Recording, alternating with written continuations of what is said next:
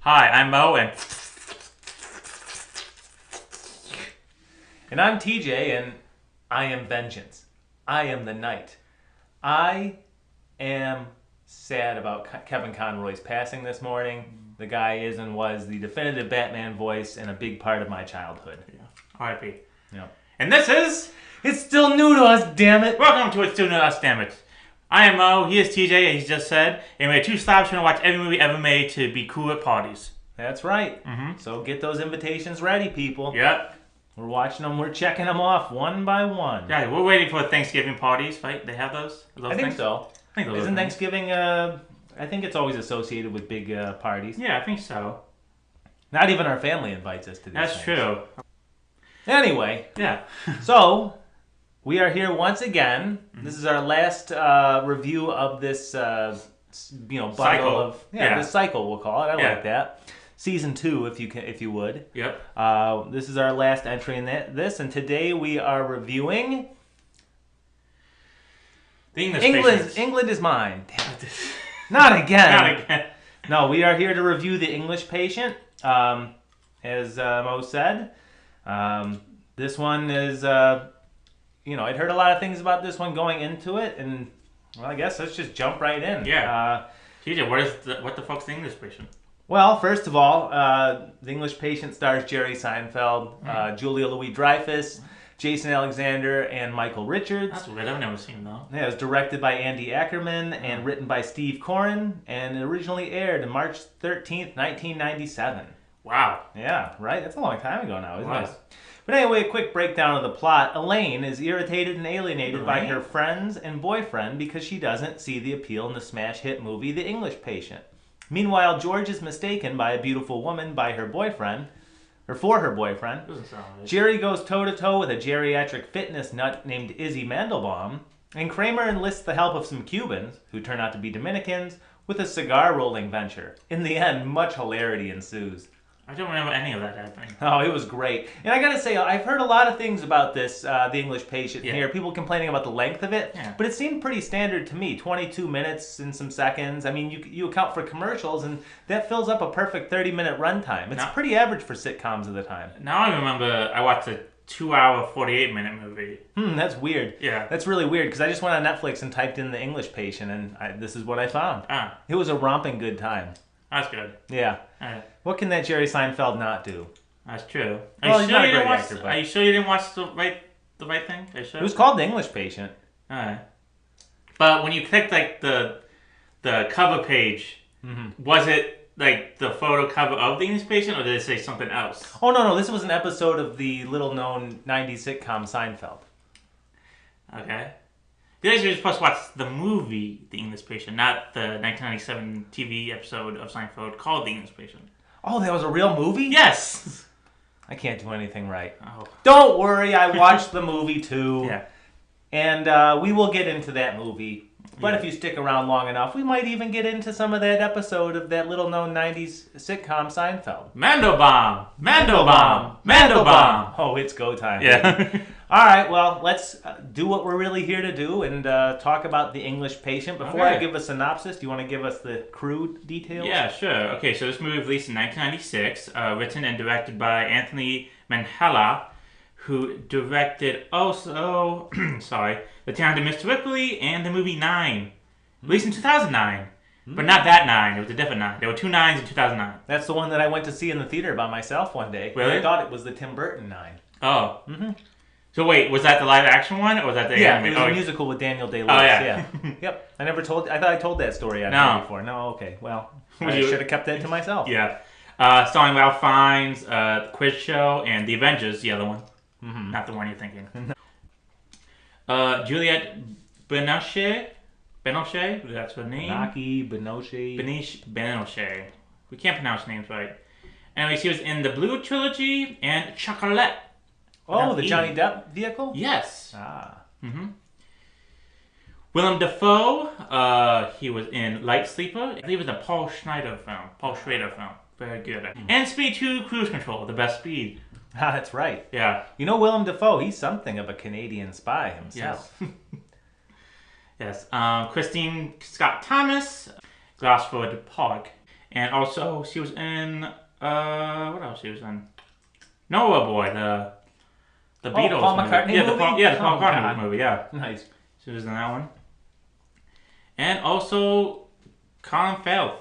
Colin Firth? Yeah. Firth. Yeah, that's it. Yeah. He was in Bridget Jones's Diary and Love Actually. But I love this movie called In the Twist. I think it's called that. Where one of the insult is, "Shove it, Love Actually!" Wow. Yeah, it's great.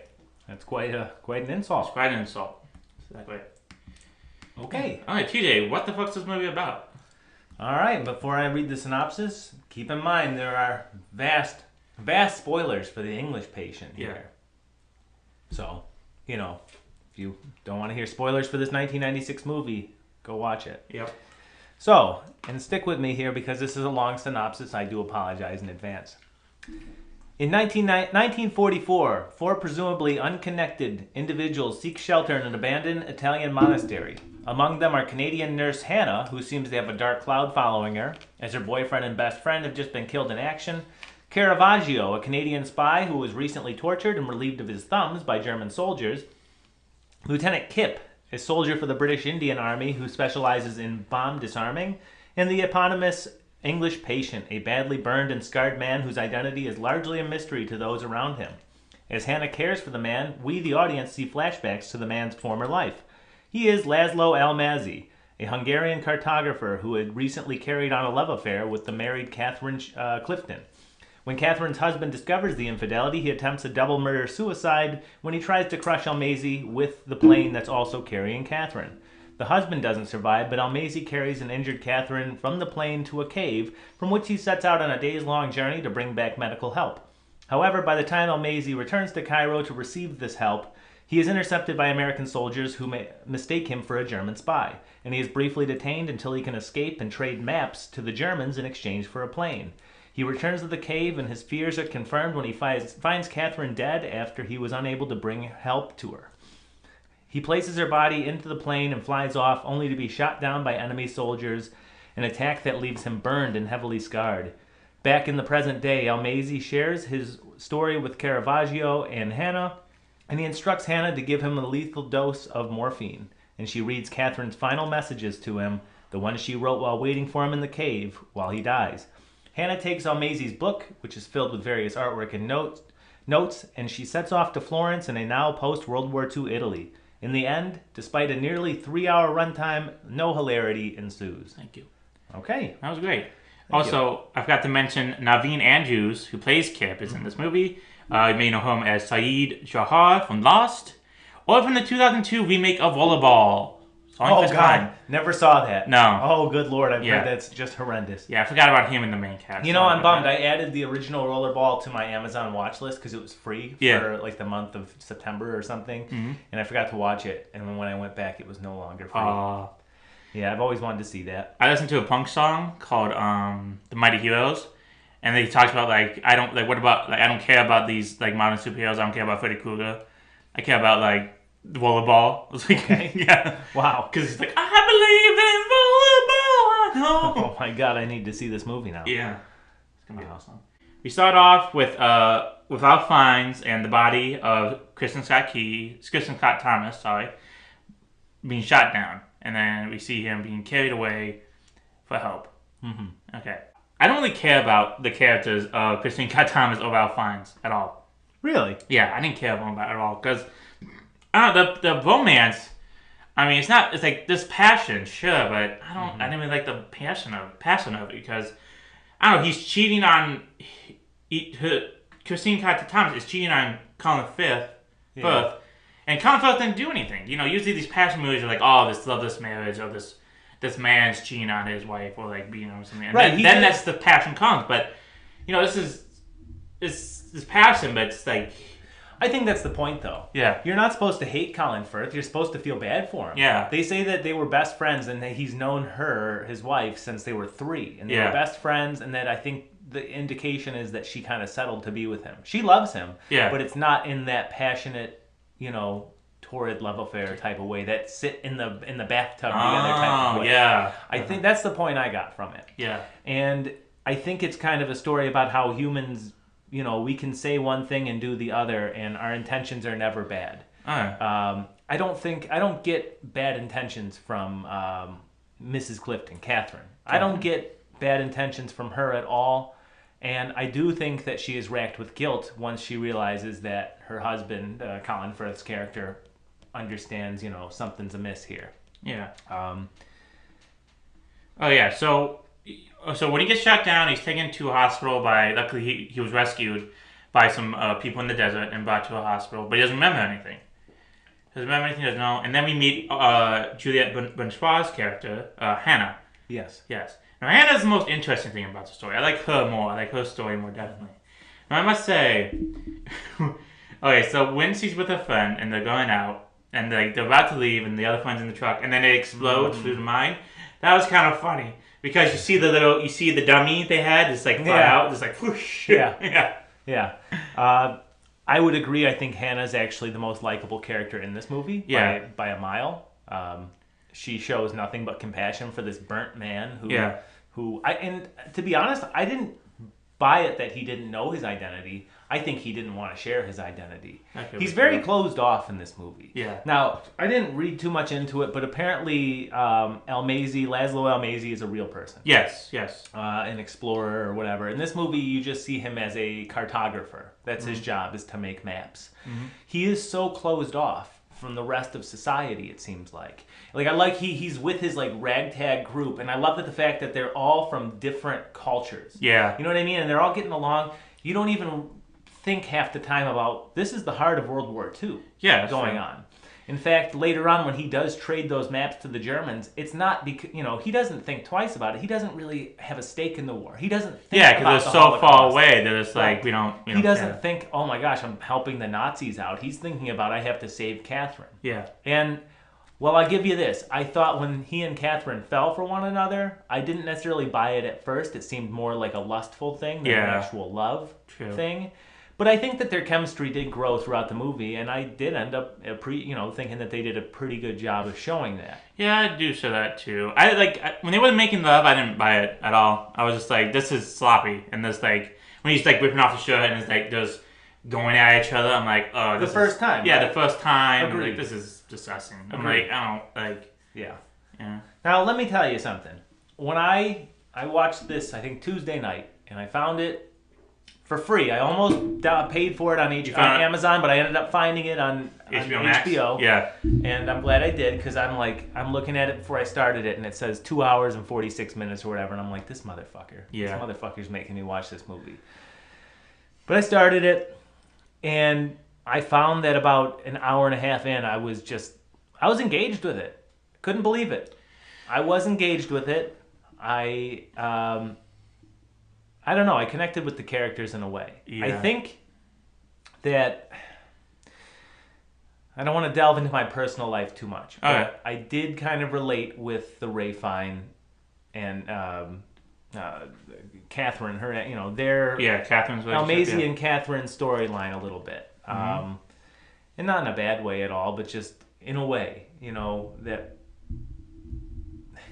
It's hard to relate in nowadays when, anyone can have access to you at any time. But these two, it's a married woman. All she has to do is run away and get a hotel in Cairo with this man. Yeah. And they can live out all their carnal passions, which they do. Mm-hmm. I don't know where I'm going with this exactly. Yeah. It's kind of a stream of consciousness, and I apologize. But it did strike me as there was no guilt around it. She loved her husband, but in that friendly way, I think, more than anything. Was that platonic? Yeah. And really, I think that it was all about, we're kind of all hypocrites. And what the tagline of this movie is, like, love doesn't have any borders or something like that. And I think that's the whole point of it is these two come together and... Jesus, I don't know. Say something. I'm so lost in this. Sorry. No, you're fine. Okay, so I guess let's continue on with the story. Okay, so we meet Hannah. Her friend dies. No, we find out first that her boyfriend died or her husband died. Yes, that's true. Yes. And then Hannah's friend dies, and then she's like, everybody I love dies. Mm-hmm. So so she decides, like, fuck it, like the war's over. Like, I'm gonna help this, and then she meets Ormsey's character, Ralph Fiennes' character, is like, I'm gonna help this man. We're not moving them anymore. We're gonna stay up in an abandoned church, and then I'm gonna take care of him until he dies or he gets better. Mm-hmm. Yeah.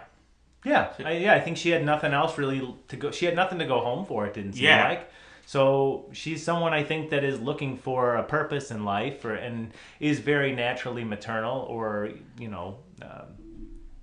willing to nurse somebody back to health. And I think that with El Maisie, she sees that opportunity to connect to somebody because she does love him. She does care about him. Yeah. Maybe not in like romantic sense, like Kip. Definitely not. Yeah, which I thought. But she shows that throughout the whole movie. Remember the one soldier asks her, "Oh, can I just have a kiss?" Yeah. That was her, right? Yeah. And she gives him the kiss, and then all the other soldiers are teasing her about it, but she takes it like a champ. She was very likable. She was very But that's just, I think, in her nature. She wants to be healing, very sagely. Yeah. Well, they're holed up in that monastery, and I must say, like when she's first taking care of him, she has like the grapes or something, or like the prunes. Yeah. She's eating them, and then you just, for some reason, I don't know why this director thought, let's zoom in on Ralph Fiennes slurping the grapes. I'm like, no, that's disgusting. It's so weird. Even if he wasn't burned, that's weird. It was just like, I'm like, ugh, no. Now, here's the real question, though. Yeah. When you saw him with that burn makeup on, did you think, like I did, okay, this is indeed a prequel to Harry Potter. This is Voldemort's origin story. Yeah. All right, so what I thought of this movie before I watched it, I thought like the romance was supposed to be Juliette Binoche, or Hannah, and Ralph Fiennes' character. I thought that was supposed to be the whole thing. Thank God it's not. Yeah, but it turns out it's just like him retelling the story of him and Kristen Scott Thomas' character. Mm-hmm. Yeah. I don't know if maybe they should have just stuck with that. I mean, I don't know. I'll defend the movie in this. I think you're supposed to compare the relationship between El Maisie and Catherine with the one between Kip and Hannah. One that's built on adultery and one that's built on just young love and affection and actual, excitement. And not to say that both aren't exciting. Yeah. But the one between Kip and Hannah just is like, more innocent, I suppose. I would definitely say that. Yeah, it's definitely more innocent and very likable. It was a very sweet little romance that they had. Yeah, I liked both of those characters a lot. Yeah. And so at this moment, I think, do we now go into the flashbacks, or do we wait till Willem Dafoe comes in and then we go into the flashbacks? This is your show. I'm just here to move it along. How dare you? This is our show. Yeah. No, whatever you want. Okay, so yeah, we're going to the flashbacks. You go when they first meet. And I gotta say, I knew right away, just by the poster of the movie, that they were gonna fall in love. Yeah. I'm really good at predicting things when I see them on a poster. That's true. Yeah. So I had a feeling that they'd kiss at some point. Mm-hmm. Way to go, TJ. Thank you. Yeah. Okay, so they meet each other, Kristen Scott Thomas' character, Catherine and Ralph Fiennes' character. She is the wife of Colin Firth. They're in Cairo together, and at first, for some reason, Ralph Fiennes is like, no, I don't want her here. And so he's against her having it for some reason. Do you know why? He's against her being there? Yeah. I probably a little bit of, misogyny, which is kind of just second nature, I feel like, in the 40s. Yeah. But then also maybe because he did find her attractive. Yeah. And I don't think it's something he was conscious of, but I think that it just boiled up in him. He didn't want, he's so used to just being around only men that, I don't know, he saw her as a peer, and maybe that threatened his masculinity somewhat. Mm-hmm. I don't know. I'm probably just reading way too far into it. I think also he was just attracted to her, and, in that kind of way where, boys pick on the person that they like. Yeah. You know what I mean?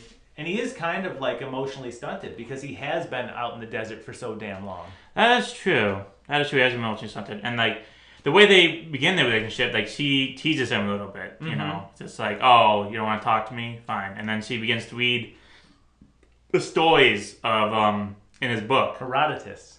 Yeah. Yes. Yeah, I think he was threatened by her intellectualism. Maybe, Intelligence, rather. Mm-hmm. That's how I read it anyway. Mm. And maybe because he didn't want to betray Colin Firth, but he obviously found her attractive. Mm-hmm. Yeah, and so a sandstorm comes, I believe, and they trap him in the sandstorm overnight, and I think that's when the connection forms. Really, that's when because he's touching her hair, and they're having the night together, and then they forget to dig out the rest of the people. Yeah, yeah, They finally do. Then what a horrible death that would be. Jesus. Yeah. Ooh. But no, they all end up being okay, and they get rescued and brought back into town, which is when, he tells her to kick rocks basically, and gets a rise out of her, but then shows up in her hotel room and they make love. Mm-hmm. Yeah, like saying the lovemaking. I like Elaine. I agree with Elaine. Just like give us all of it. Yeah. Give us all the lovemaking. Do it, because I found it was. I mean, you can tell, like, they said passion. And that was passion. I mean, you ripped her clothes off and everything. But... And maybe it was lust. Maybe that was the main problem. I didn't feel passion. I felt lust, though. Maybe that was it. It's tough to say. They did spend that night in a car under sand together, which I think would naturally bond you to somebody a bit. Mm-hmm. So I guess I should walk it back. I don't think it was just lust. I think a lot of it was. Mm-hmm. But you think like a beginning was lust, and then... Turn into passion and then turn to love? To be fair, I think any relationship starts with that. Psychologists say the first spark of any relationship is attractiveness. Yeah. So sure, yeah. I would absolutely say so. But, they both know what they're doing is wrong. And it's funny, that first night together, they ask each other, what's something that you hate or something, right? She says lies, and he says ownership, right? Mm-hmm. He doesn't want to be held down.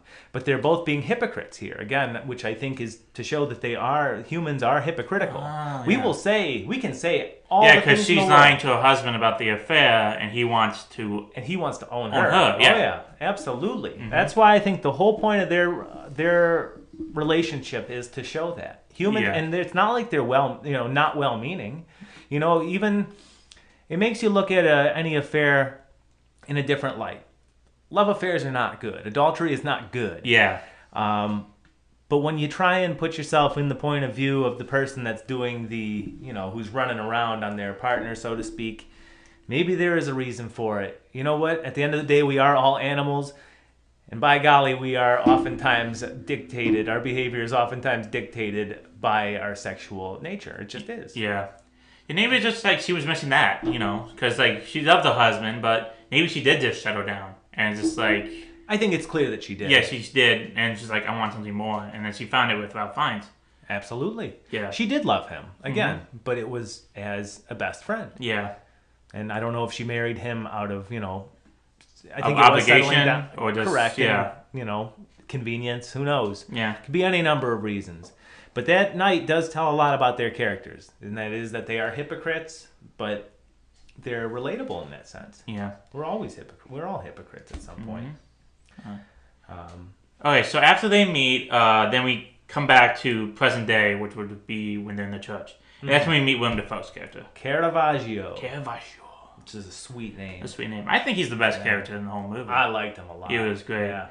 But that goes to Willem Dafoe's just like acting performance. He's amazing. He is an amazing actor. Yeah. I heard the way he acts is if like some people will like interpret the character when they're reading it, like all the characters like this, but if you just write down what the character is in the script, he'll just do that. He'll go by the script. Right. By it, yeah. And he gets introduced as a thief. Yeah. And his defining characteristic is he has no thumbs. Yeah, I didn't realize that until he told the story of him cutting his thumbs off. Right. Well, I think originally it's hinted that he, the idea is. See, I noticed it right away because he, something about his hand. Yeah, no, because he gives us a little treat when he has the syringe and he's constantly shooting morphine. Yeah, he's got to do do that, and also when he's handing Hannah something, and then like all these damn fingers. Mm-hmm, and something's wrong with his hands. I thought they were just cut up. We really do take your thumbs for granted, don't we? Yeah. Good Lord. But no, I think the implication, what you're supposed to assume, is he got caught stealing, so they removed his thumbs. Now, you mentioned Willem Dafoe's a great actor. Fun fact, and people, I want you to share this with your family around the Thanksgiving table. Willem Dafoe was so dedicated to this movie, he actually had his thumbs removed and put on ice until filming was over. Wow. Yeah. Amazing. Mm-hmm. Ask him about it if you see him ever. But anyway, I think that's the implication, is he's a thief. Yeah. But I love the reveal of this character's origins and why he's at the monastery. I thought it was damn clever. That was good. Yes, it was. I think, okay, so let's just talk about the story, like how it's actually framed in this story. So it's told through a series of backs and forwards and fastbacks. Mm-hmm. Now, does this make the movie stronger or weaker? Because I think if they would have focused on one story, it would have made it stronger, but instead of they focused on multiple stories, it would have made it weaker technically it's one huge story, but into different parts. Right, and it's bookended by one scene. Yeah. I think it's stronger. I just think it's stronger because I think that it's interesting to see what the person who's made some wrong choices and ultimately pays for them, even though I think the punishment way overshadowed the crime of adultery, so to speak. It's interesting to see how that changed him. And I do personally, I was in favor of the two plots simultaneously told, again, because it does show, a bit of his origin. Now, he's such a closed off character. The whole, they keep saying he forgot who he is. I don't buy that. I think he knows who he is. He just doesn't want to share it for his own safety or just for whatever reason. He doesn't reveal that he betrayed his country and sort of right. the Nazis. I mean, right, yeah. It's a pretty good reason to play stupid, isn't it? Yeah. Why do you think it would have been better with just one storyline? I don't know, because I felt like some of the stories weren't that strong, because I feel like our main story of Ralph Fiennes and Christine Scott Thomas' character isn't, I didn't think it was that strong, maybe because I didn't think the acting was that strong. I feel like the people who acted, they acted fine. They acted fine in this movie and everything, but I felt like they just, put on a switch. They switched on melodrama mode, and they just did that. I would argue the whole movie was melodrama mode, honestly. Yeah. And they already said it connect with that then. Because, I don't know, maybe it was in my mind, melodrama, whatever. Because I feel like at some moments I was like, come on. Because, when she leaves her husband and, when Christine Scott Thomas tells Ralph Fiennes, I love you, and, the music kicks in, I was like, fuck you. It's just come on. I was just like... Maybe I went into it knowing that that's how it was going to be, so it didn't bother me as much. I thought it was pretty well acted. Now, I would say I think Willem Dafoe is stronger than Ralph Fiennes in this definitely. movie. But I thought Kristen Scott Thomas was fine. I thought the whole cast was really good. I can't complain about any of them. And I do, again, if we'd only focused on the one story. So are you saying, though, instead of the flashbacks, have it start in Cairo when he's normal looking, and then midway through his plane gets shot down, and then it continues with maybe the something like that, stuff? but that makes more problems. That means that movie has to be longer then. Right. Well, I mean, not necessarily. You just take the parts out from the the flashbacks out of the middle of the movie and put them in the beginning of the movie. I liked it this way because I didn't know. I was left guessing. Am I supposed to like or hate Ralph Fiennes' character? That's true. Yeah. And I think that at the end of the day, and this goes for kind of all the characters, I feel indifferent about them. Not in a bad way, but I'm not rooting for them. Yeah. And I'm not hoping that they die either. No. They all come off as very fleshed out and very human characters. Actually, let me rephrase. The only people I'm really rooting for would be Kip, Hannah, and Caravaggio at the end. Definitely. I liked him a lot. Let's see. Where are we now? Okay, so after we meet Caravaggio, found out he also has a morphine? Morphine problem because he injects morphine. He steals morphine from Hannah. See, again, though, how they frame it, though. Oh, he did steal it, didn't he? Yeah. Oh, that kind of makes it a problem. Yeah, well, of course, he doesn't know her, and she's and she needs morphine to take care of Fiennes. Right. Yeah.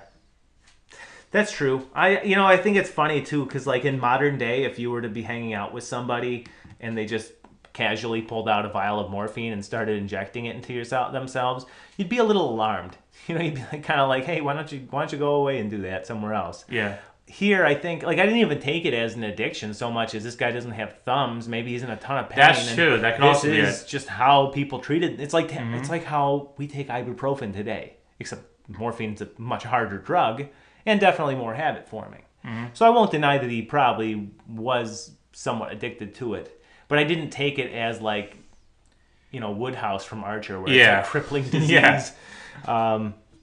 It was an interesting characteristic of him, but I just chalked it up to the fact the guy has no thumbs. Mm-hmm. Do you want to talk a little bit about why he, his reveal? Or let's talk about his reveal. So, so Caravaggio, turns out he worked with the British government to steal very basic things, or? He was a spy. Yeah. That's all I took from it. I didn't read anything further into it, but he was a spy that got caught and found out, exposed by the Germans, by the Nazis. And as punishment, because he wouldn't reveal the names of, his compatriots, they removed his thumbs.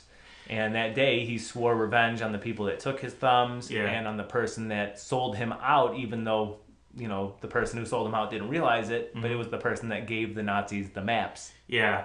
And that person was, of course, Ralph Fiennes' character, Amelie's. Amazing. That was a great scene where he's like, you could have killed thousands. Like, thousands already died. And it's like, oh, that man does not care. Scene. Yeah. That was a damn good scene. Yeah. And again, I love that reveal too, because as soon as you see him there and he doesn't have thumbs and he's saying he's a thief, he's hiding something. Mm-hmm. I thought the spy reveal was really cool. And that scene when he's talking to Almazzi and Hannah's watching from the vents, listening in, and he's saying, I killed, a few days ago I went back and I killed the soldier that took my thumb. And then I swore that I would kill the man that gave them the maps that sold us out, basically. Yeah. And Almazzi tells his story about how he only gave him the maps because he wanted to help Catherine. Yeah. And because once again, he didn't care about the war. He wanted to just explore and have adventures and excavate or whatever they had to do. And so he didn't care about the war. He didn't care about England was not his home. He's not from England. He's from Cairo. He was born in Cairo, and he was raised by British parents, I'm guessing. But Cairo is his home, and he does not care. And then when so let's get into the reason why he sold out. Sure. Okay, so after a while, Catherine comes back because she goes back to England with her husband. Catherine comes back, and they begin a toward love affair. Now, in the middle, it was kind of pathetic. Another reason why I didn't like it. So it was kind of pathetic because Ralph Fiennes wanted her so badly, but in the end, he couldn't have her, so he just came drunk one night, and I think everybody knew they were having an affair. Even, of course, Colin Firth knew he was having an affair because he followed them one time. Yeah. Yeah. So if they didn't know, then now they know. Now you know. Exactly. If you don't know, now you know. Now you know. Yeah, so she comes back to begin a toward love affair, but right before they're going to leave, Colin Firth and Catherine are riding in the plane. Colin Firth sees Ralph Fiennes' character, and he decides, I'm going to kill us all. He drives a plane, he's riding a plane, and he's going to drive into Ralph Fiennes. But unfortunately, he misses, and he dies. He kills himself. He does not kill Catherine. But so then Ralph Fiennes takes Catherine to the cave where they first were in the beginning with all the paintings. Yeah, the cave that they found in the beginning. Yeah. Yes. And so she's injured. She has a broken rib, she has a broken wrist, a broken leg. She's about to die, and then she gets up. So Ralph Fiennes says, okay, I'll be back in 3 days. And so he goes there, finds a base, and he's like, I need help. And these two assholes are just being like, okay, you got an identification? Mm-hmm. And anything like that. And then like, I need that Jeep now. And it's like, I need that fucking Jeep. And then he gets knocked out and then is taken prisoner. Again, he's so detached from the real world. Yeah. And at this point, I think World War II was still going on. Yes. Yeah. It doesn't end until the present day scenes. Yeah. So, he's so detached from any of that, he doesn't care about it, which is funny. He's a cartographer. His job is to study the world, not its socio-political aspects, but just the shape of the world. Yeah. So it's kind of fitting that he doesn't care about who's in power. His world is in that cave at this point. As long as he gets to explore, right, and have the women he loves, that's all he wants. Mm-hmm. Yeah, and so he escapes and finds Catherine again, but she is dead. She has died. Right. Well, and to get to her, he had to get a plane. He had to get a plane, from the Germans. For which is why he sold out to the Germans to get a plane to get Catherine. And unfortunately, he didn't make it in time, and she died. Mm-hmm. Yeah.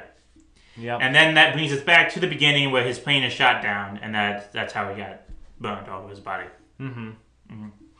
Yep, I liked that how it bookends. Yeah, I must say, the beginning was good. I say the middle was kind of iffy, and then when it got towards the end, it really started to heat up again. So then after that, the flashbacks end. So that's the end of the tale. So yeah, and then we stick with 1944, and then I gotta say, the favorite part during the movie was when Kip was going to dismantle that bomb. And that was a good scene. And everybody was celebrating, everybody calm down. Yeah, they just stopped the tank. And he did it. And everybody's celebrating and everything, but unfortunately, his sergeant in arms, I believe his name is Julian Wadman Maddox. Yeah, Maddox was was the spy. Maddox was Almazy's partner. It was Hardy. It was Hardy? Yeah, Sergeant Hardy. Sergeant Hardy. Kevin Whately. Pissed drunk. Yeah. Fortunately climbed a statue and exploded because it was a booby trap and he died. So he saved himself, but he could not save his comrade. Kip definitely gets the short end of the story stick here, doesn't he? Yeah. Well, I think that also goes into like everybody she loves dies. You know. Yeah. That goes into that because Kip didn't die, but I guess the fates decided somebody had to pay. Because since he didn't die, so they took Hardy instead. I didn't catch that because Kip was definitely beside himself at that point. Definitely. Well, and then, after that, Kip's given a new, after the war's over, he's given a new assignment or whatever in the army, so he has to go off. But I do think, I like that when he leaves Hannah, she's not torn up about it. Yeah. I think that she's kind of realized her dark cloud is gone because she had this, maybe it was just a flash in the pan romance with a boy, with a man. Yeah. But it was a healthy one, and it didn't end with somebody dying in a horrible way. Mm-hmm. So I think it gave her a new lease on life and a new, justification to explore new relationships. Yes. And I think that helped, too, with the relationship with her and Ralph Fiennes' character. Because after the stories are told, Willem Dafoe decided not to kill Ralph Fiennes because he's like, maybe he thinks this is enough, or like maybe he thought his reason was actually a good reason instead of you saw your country for like witches or something like that. Right. Yeah. So he decided not to kill him, but Ralph Fiennes still wants to die because he wants to be with his love. Yeah. So he asks Juliet, Hannah's character, Hannah, to kill him with a morphine overdose, and he dies. While she reads him the notes that Catherine left for him in the cave.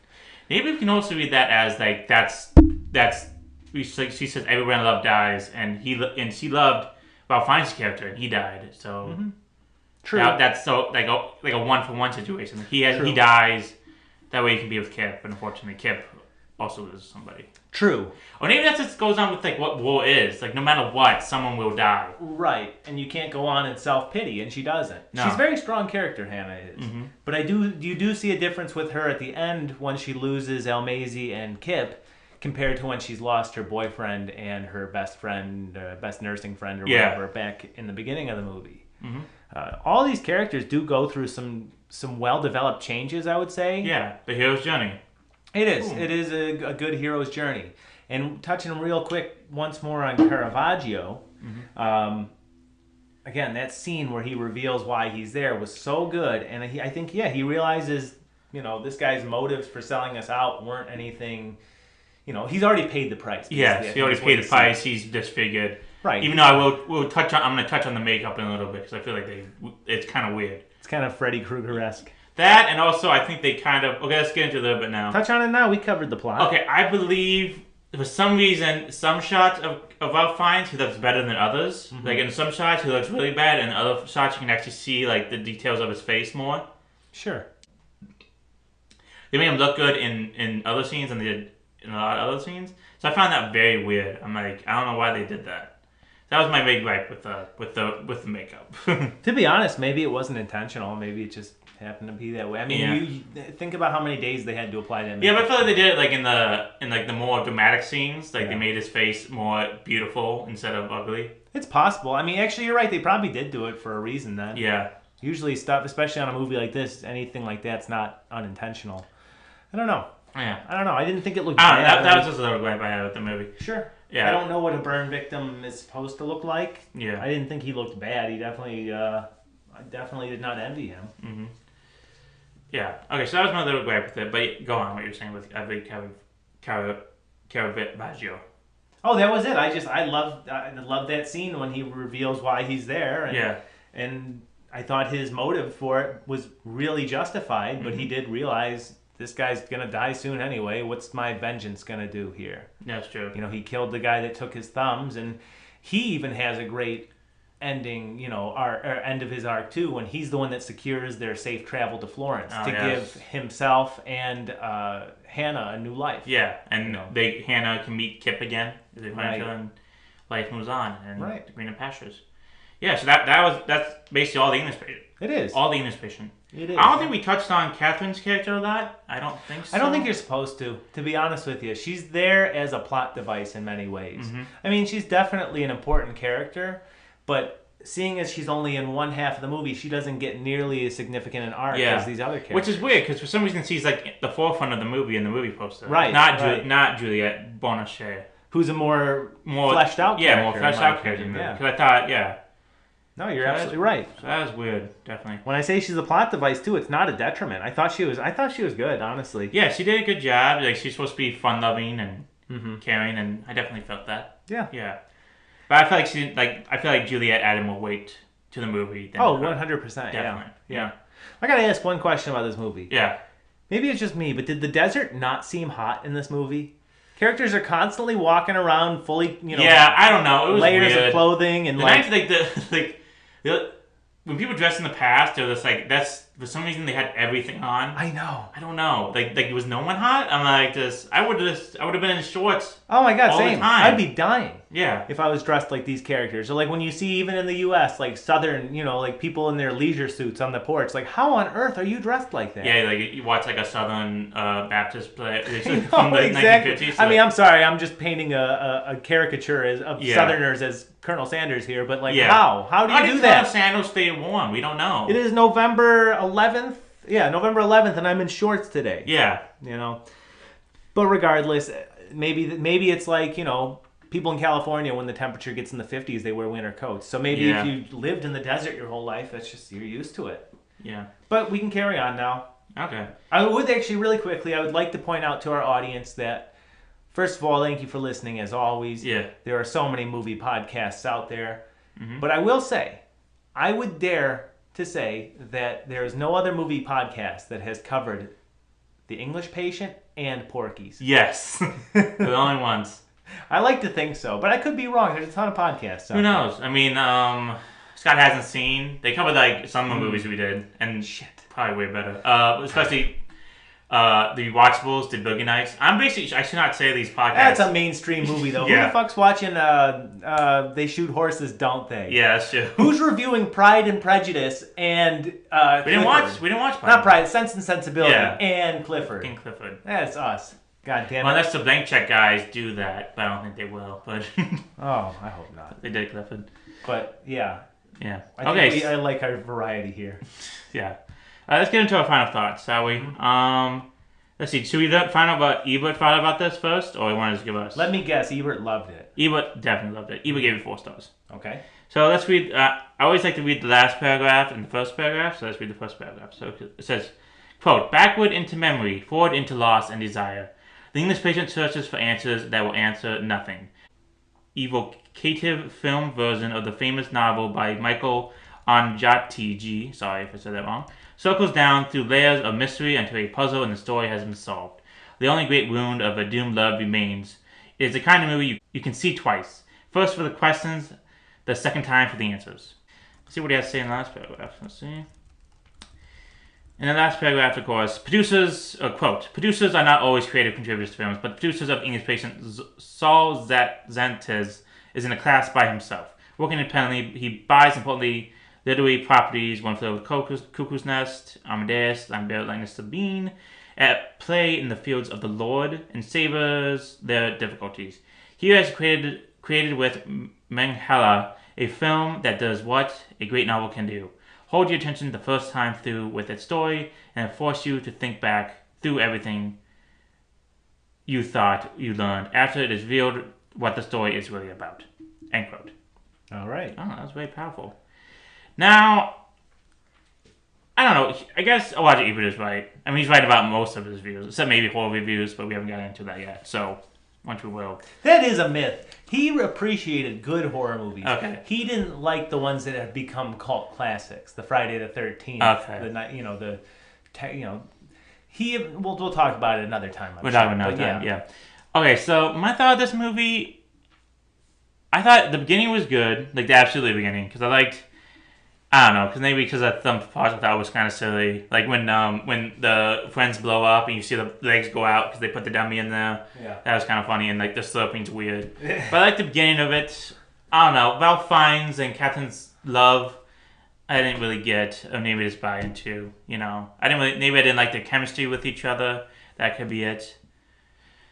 But Juliette Binoche, sorry for pronouncing your name wrong the whole time. She was great in it. I liked her story. I like Kip. Willem Dafoe gave it a great performance in it. You know, it didn't really keep my attention a lot of the time, and I don't know. At least the 2 hours don't drag on. You know, at least the movie. Like I watched this movie in bits for time reasons, and you know, I wasn't really bored watching it. You know, wasn't just like, oh god, here we go again. But some parts did make me go like, come on. And things like that. So if I would give this out of 6, I would give it a 3 out of 6. Okay. That's my opinion. Yeah. Like I mentioned, when I saw that runtime, and I knew going in it was going to be a long movie. When I saw that runtime, though, I said, this motherfucker is going to make me watch The English Patient. And all I knew about this movie going in was that Seinfeld episode. Yeah. And I figured, I like not to make any judgments before I see a movie. Sometimes I feel like you can. You know, if you're watching Texas Chainsaw Massacre: The Next Generation, you can. But this one I tried not to. I figured I'd end up feeling like a lame. Yeah, same. I was just like, okay, let's forget what Seinfeld says and whatever Right. else says. Like, because this has a reputation of being like one of the weakest Oscar winners, which we can get into later. But yeah, but continue. Yes. No. About an hour in, I was thinking, okay, it's been good so far. It's made well technically. You know, I can't say the acting's bad or the direction or the cinematography. It's all very competently made.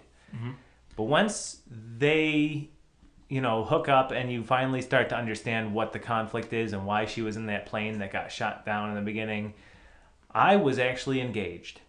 I was engaged in this movie. I watched it all in one sitting. I would have to imagine some of your opinion might be from watching it in bits, and that's fine. I totally understand why it's a very practical thing to do with a long movie like this. Yeah, especially since, well, this week was crazy, but I don't doubt it. yeah. But I do agree with Ebert here, where this is a movie that doesn't really answer anything, and I don't think it's supposed to. We've had movies in the past, Sense and Sensibilities, for instance, where we called it a slice of life type of thing. Yeah. This is kind of that movie. It's C'est la vie, the movie. This is a movie about people and, their actions based on what they perceive to be what they want in life at that moment, whether it works out for them or not. And the fact of the matter is, in life, not everything needs to have an answer. At the end of the day, we're all animals running around, and in many cases trying to, satisfy our sexual needs. And I think that's where a lot of this is driven, or at least in El Maisy and Catherine's relationship. And I think it's nicely reflected by the more innocent and loving relationship that Kip and Hannah, show. It's like that wartime liaison. Yeah. And it's a healthy, nurturing relationship. I will probably never watch this movie again. Same. Which I think I've said about both your other two picks for this Yeah. season. But I thought it was a very good movie. I thought it was a very, very well-made movie. I thought it was well acted. I thought it said a lot about love and lust and, infidelity even. Yeah. Because at the end of the day, we can say infidelity is bad. Yeah.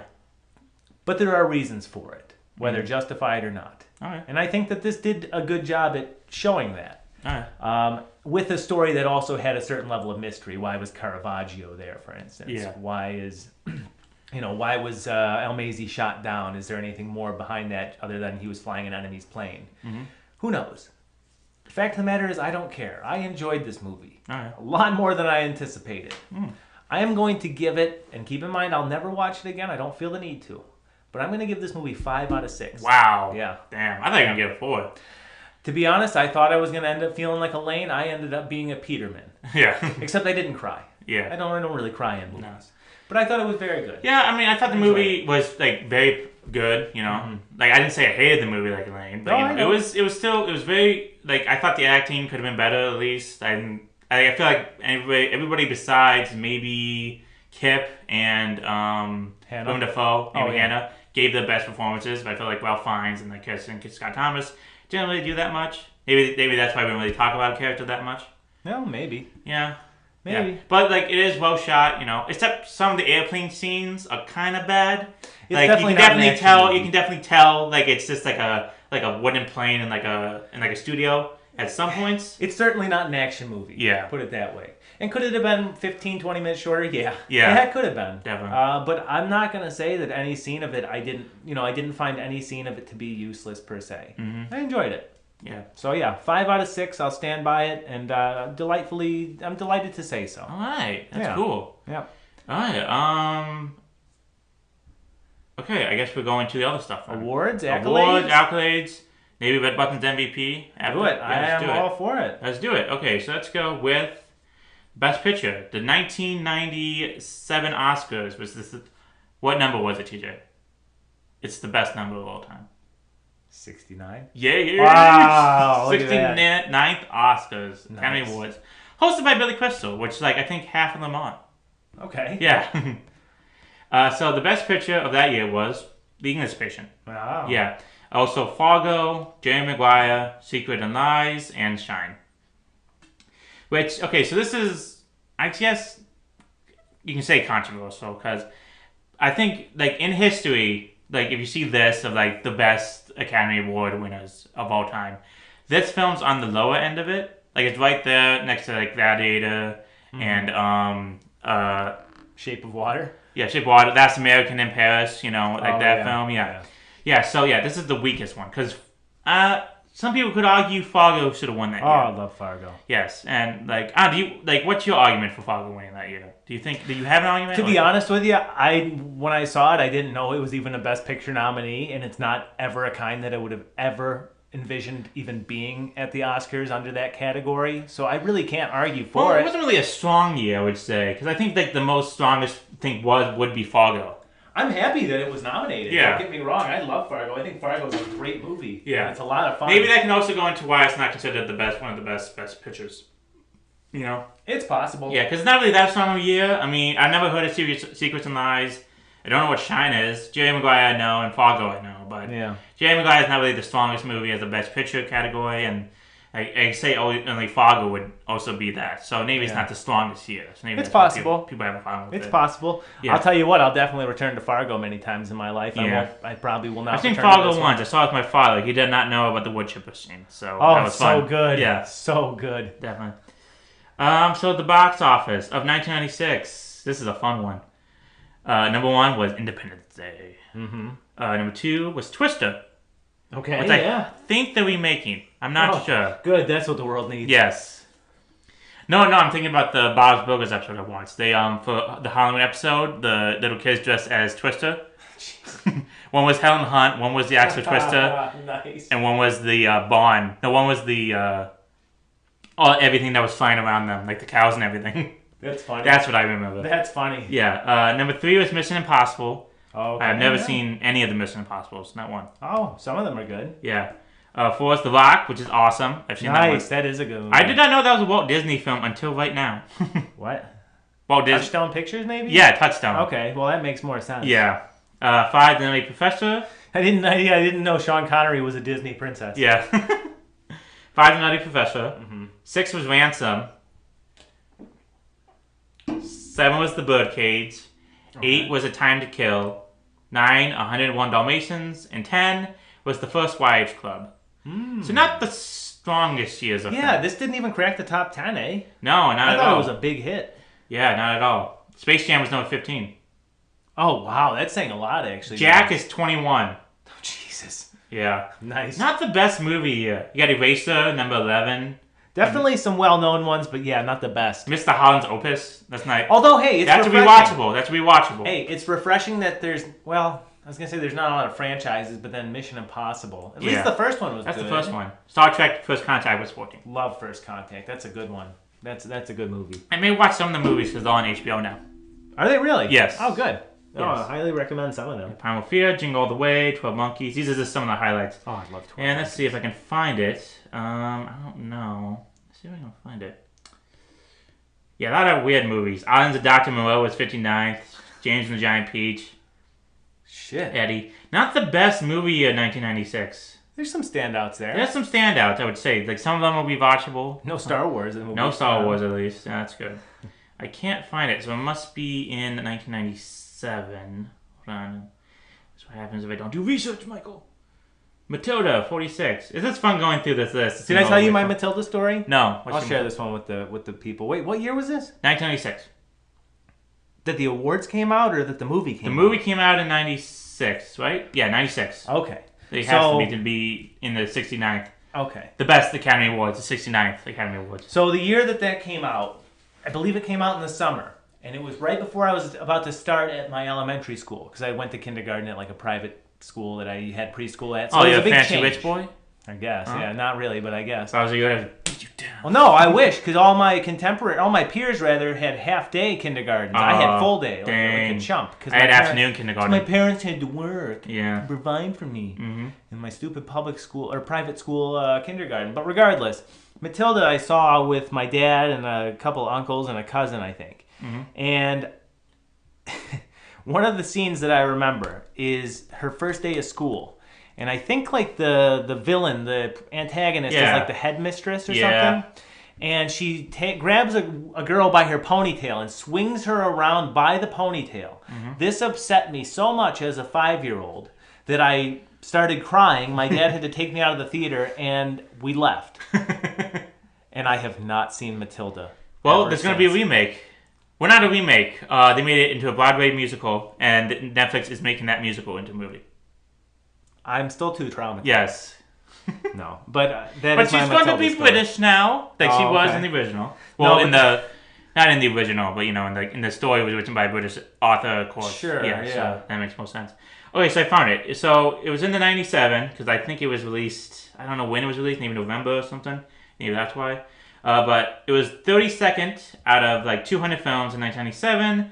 It grossed to $54 million domestically, and worldwide was $78 million. Or total gross. I didn't even know that Matilda had psychic powers. Yeah. Until I'm just now reading a little bit about it. Holy shit. Definitely. Yeah. So top 10 of 97 was... Danny DeVito was in this? Yeah, Danny DeVito directed it. Yeah. Oh my god, I didn't know any of this. Yeah. I told you. And the girl who plays Matilda is the cousin of Ben Shapiro. They hate each other. Oh my god. Yeah. Noted film critic Ben Shapiro. Yeah. Oof. Wow, yeah, I had no idea about this. I told you I was so traumatized by this movie that I could not bring myself to watch it. I have that type of story, except I wasn't traumatized. I was just singing the whole time in the movie theater, and my parents were annoyed, and they just took me out. Oh my gosh. Yeah. That's so funny. Yeah. So 97. Well, I don't know if you go with. Well, this goes. Fuck it. Let's have some fun. Okay, so 97 box office. Number 1 is Men in Black. Number 2 was The Lost World, Jurassic Park. Yeah. Number 3 was Liar Liar. I think we went over this before one time. Number 4 was Air Force One. Number 5, Star Wars Episode 4, A New Hope, the 1997 special edition. Yeah. In the special edition, is that when he edited it, or was this like Yeah, that's when he added all the bad CGI. Yeah, that's bad. 6, My Best Friend's Wedding. 7, Titanic. 8, Face Off.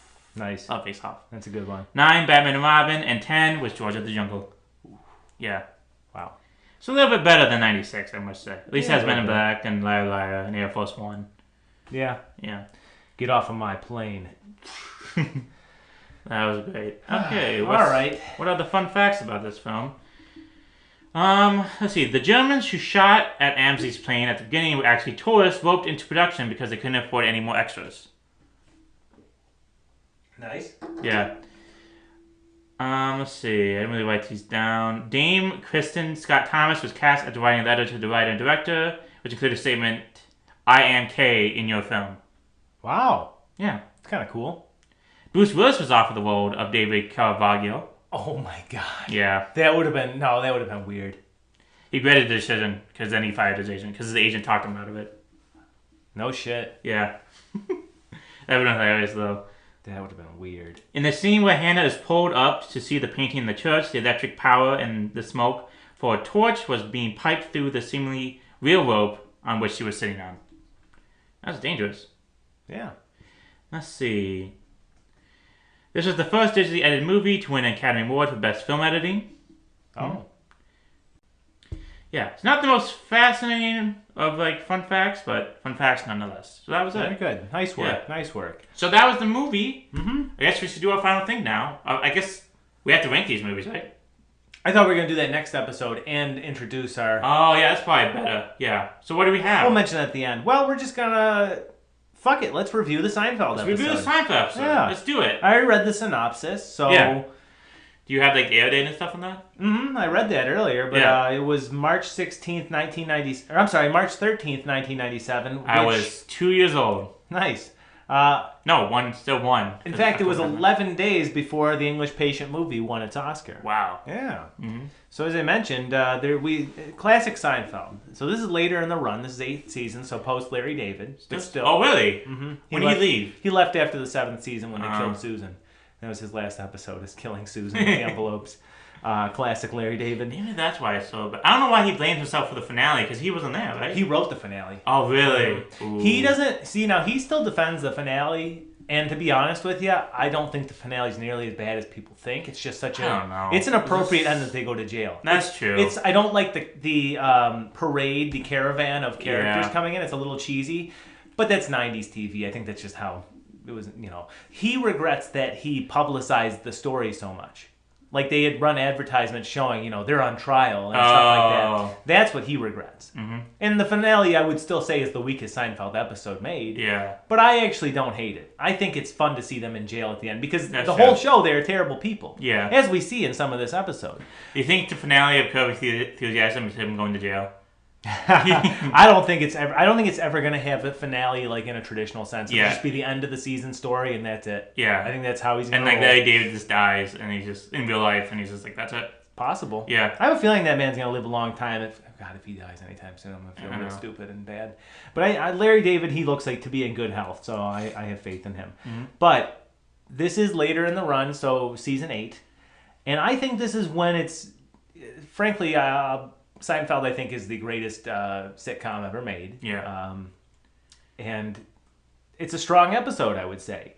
This is classic Seinfeld, where each character, there's all 4 characters have their own distinct storyline, and in the end, they converge. Yeah. So Elaine is hating on this movie, and she doesn't understand why people like it, and she's losing friends and even her boyfriend because of it. Yeah. George becomes obsessed with meeting this beautiful girl's boyfriend because apparently he looks like her, looks like him, but is slightly better looking, or at least taller. Mm-hmm. Jerry is given, he's in a fitness rivalry with this old guy, Izzy Mandelbaum, and his dad and son. And then Kramer is asking Jerry while he's in Florida to pick up some Cubans for him, which you'd think were cigars, but nope, they are actual people to roll cigars for Kramer. And in the end, their storylines do kind of merge, right? Neil, the boyfriend that George gets mistaken for, has his face horribly burned by a crepe that's rolled too tightly by the Dominican cigar rollers. Dominicans, they roll them too tight. Right.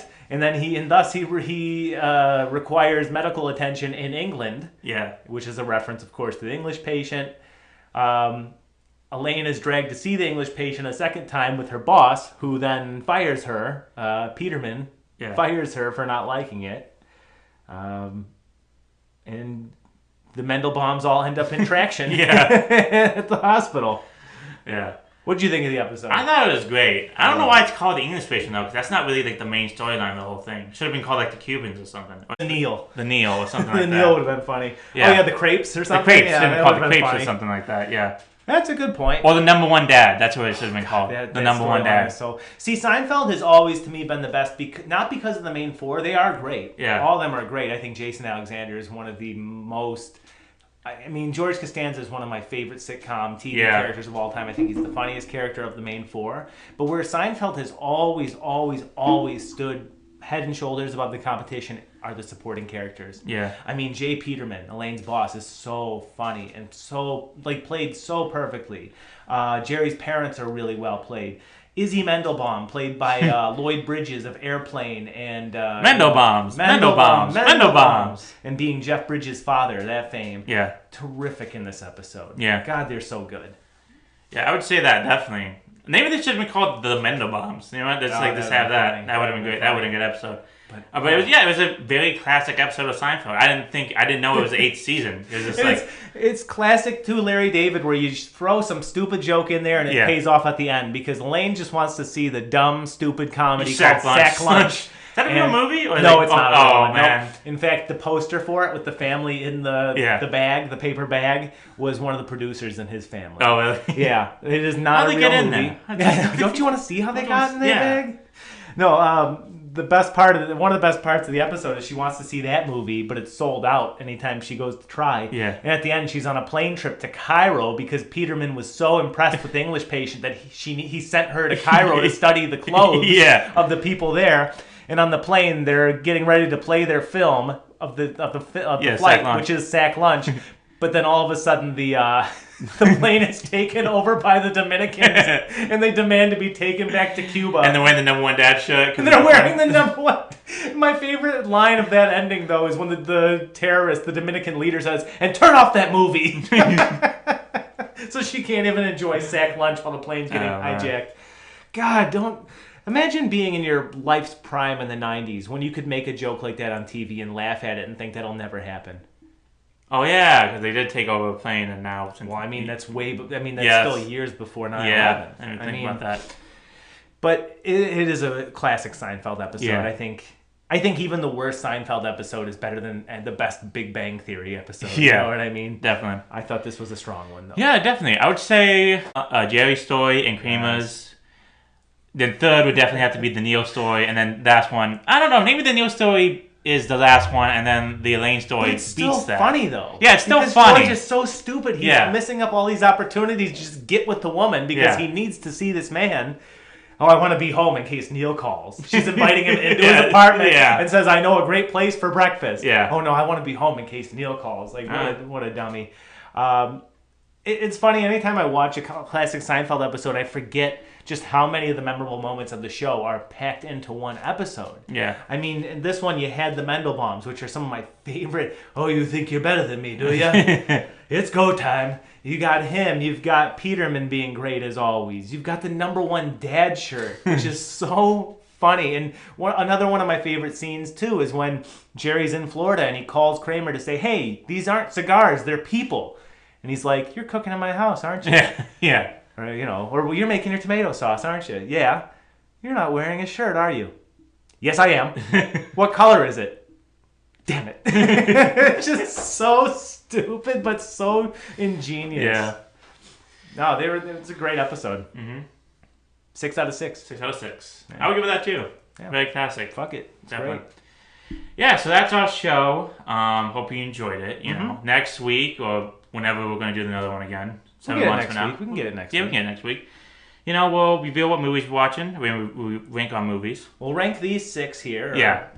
We'll rank these 6 and then we will preview season 3s. We're going to start calling them seasons. Seasons, fuck it. Why not? We're going to reveal season 3's lineup of movies. I don't know whether to torture you or to not torture you. Because I know what movies I want to don't torture me. Please. I know you're going to put Matilda on there. No, because I know, like, bad kids movies we can watch or really just, like, movies we can watch. What do you mean movies? Like movies that you should not watch with anybody in public. Oh, come on. Don't do that. No one wants to listen to that. What, are we going to talk about, a Serbian film? Not that, but like something else. Oh, God. Let's see what happens, I had an idea of this, to gain a whole bunch of ideas, put them on a wheel, and which one it lands on, we do. It's not a bad idea. But let's see what happens. All right. Okay, so I'm Mo, and... And I'm TJ, and rest in peace, Gallagher. Rest in peace. All right. Okay, bye all. See ya. Let's have Robert Mitchum play us out.